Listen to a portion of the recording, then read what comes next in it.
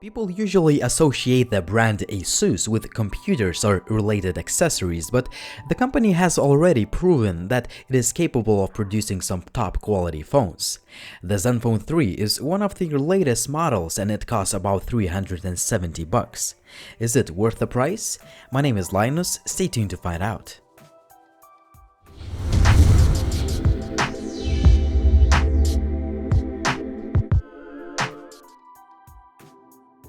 The phone ships with all the usual stuff, and some extras include a pair of earphones. The Zenfone 3 is a nice looking phone and it uses some premium materials like Gorilla Glass on the front and rear and a metal chassis. Obviously, using glass has its trade-offs as the phone is a huge fingerprint magnet. However, the buttons are made of plastic and the hybrid dual SIM card tray rattles quite a bit. On the positive note, the 5.5 inches 1080p display is just beautiful to look at. It's sharp, it's vibrant, and it's bright enough for both indoor and outdoor use.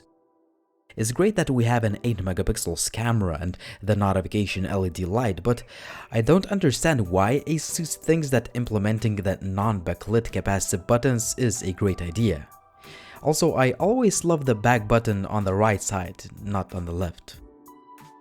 The Zenfone 3 has a pretty powerful camera setup that includes a high-end 16-megapixel Sony sensor, 4-axis optical image stabilization, 6-axis electronic image stabilization, hybrid laser, phase and contrast detection autofocus system, and finally a dual-tone dual LED flash. The fingerprint scanner is one of the best. It's fast, it's accurate, and you can unlock your phone straight from the standby mode. As far as audio, I love the quality of sound via the headset jack. Also, the loudspeaker is great, the volume output is good, and the sound is crisp and balanced.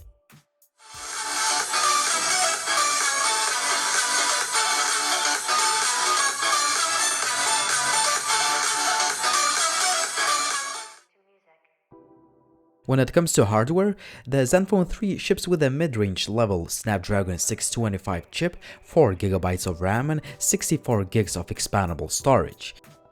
The sheer specs may suggest the mid-range nature of the phone, but the Zenfone 3 is an excellent performer when it comes to the 3D gaming. There are no skipped frames or stutter, and the phone stays absolutely cool to the touch even after 30 minutes of gaming. That's really impressive. In addition, I love the Snapdragon 625 chip due to its power efficiency. The phone ships with a 3000 mAh battery, which does not look impressive on paper, but I could constantly get over 5 hours of screen on time with a maximum auto brightness, using the phone quite intensively and having installed a lot of apps and 4 Google accounts. Finally, the phone supports Quick Charge 3.0 feature, but it ships with a regular charger, so it takes about 2 hours to fully charge the phone. The user interface is what makes the Asus phones unique. The phone runs on the Android 6.0, but we have a heavily customized Zen UI skin on top of it. Honestly, I didn't like it at first, but it started growing on me after 2 weeks of using the phone. There are so many features, customization options, and some little tweaks to make the phone look your own. Just to name a few, you can choose from a huge collection of themes, select from different icon packs, and so on. You can also use some gesture and motion controls that work well. I'm not sure if you're going to use all the customization options since there are so many features to choose from. Most importantly, the user interface performance is good on the daily basis. There is no stutter or lag despite having all those extra features. The camera app is a good example of how Asus looks into their smartphones. There are just so many shooting modes to choose from, and I'm not really sure if an average user would use them all. Firstly, you can tweak the image settings using the manual mode. Other modes that I found useful are Super Resolution mode that takes images at a whopping resolution of 66 megapixels. Finally, I loved using the low light and night modes. When it comes to the actual image quality, the Asus Zenfone 3 can take some nice looking photos that are pretty sharp, have a good amount of detail, and accurate looking colors. Also, the white balance is usually spot on. My only complaint would be that some of the images look underexposed. Anyway, I tested the camera in the cloudy day. As for low-light camera performance, it's actually very good. Sure, there is more noise, but the camera takes some flagship-worthy night photos. The dedicated night mode will brighten up the image by lowering the shutter speed, but the images usually turn out softer. The low-light mode takes 4 megapixels images that have less noise, but there is less detail too. The selfie camera is usually good, but the selfies I took came out slightly soft, so I may not have held my hand steadily. I'm shooting with the Asus Zenfone 3. I'm shooting in 4K resolution. This is handheld footage. The 4K video looks sharp and detailed, the color reproduction is accurate, and the sound recording quality is decent. Also, the video stabilization works pretty well, reducing the shakiness. A few complaints would be that there were a few noticeable video artifacts and the auto exposure feature could work more gracefully.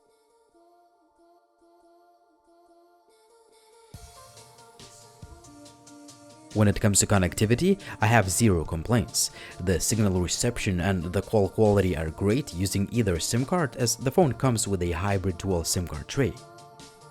Also, the GPS is very accurate, Bluetooth and dual-band Wi-Fi work absolutely fine.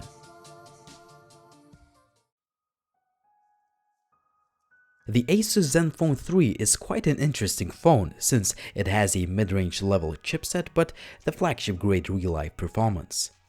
Also, the phone has a nice and premium looking design, excellent display, great audio quality, and a very capable camera.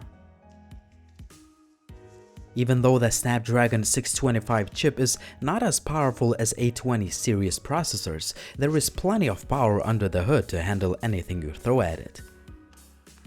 Also, a great power management of this chip leads to a good battery life. I love that the user interface performance is great too. However, you may love it or hate it since you may not really need all those extra features, so you may end up using a third-party launcher. Some more serious complaints would be the non-backlit capacitive case, the SIM card tray rattles quite a bit, and finally, the phone is a huge fingerprint magnet. At the end of the day, I still love the Asus Zenfone 3 after using it for a couple of weeks, but it's up to you to decide if the mid-range level chip and the previously mentioned shortcomings are important to you or not. It was Linus, thanks for watching, and as always, if you have any questions, please drop me a comment down below. Also, please subscribe to the channel if you haven't already and follow TechLineHD on Facebook, Twitter, and Instagram. See you in the next video soon.